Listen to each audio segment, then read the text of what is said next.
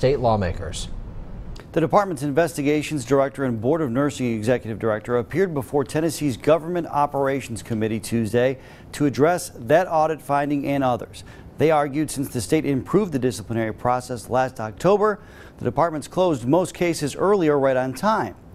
But the audit shows there are still some cases where the department is failing to meet its own timelines, possibly putting patients at risk as a result.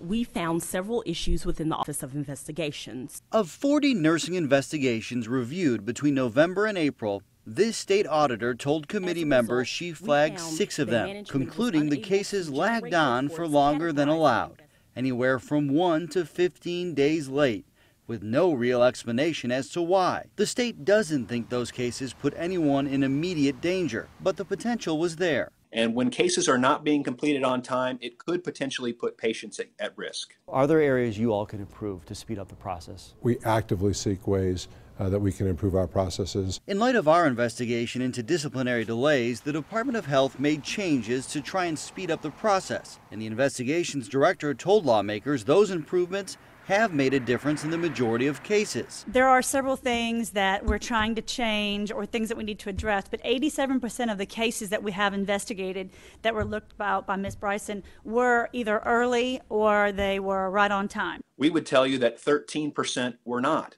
And those 13% do matter because in some cases, patients might be at risk, and it's important to close those cases on a timely basis. The audit reveals the Board of Nursing reduced the amount of time allowed for investigations in certain instances last October, but increased the allowable time limit for the most serious cases. We don't want to rush the cases to just be good enough. We want them to be good. We want our investigations to be good. One lawmaker thinks that stance, particularly in the highest priority cases, is dangerous. Please take this as a concern from a member of the General Assembly. I am concerned that 5 to 7 days is probably too long if in fact that's immediate jeopardy.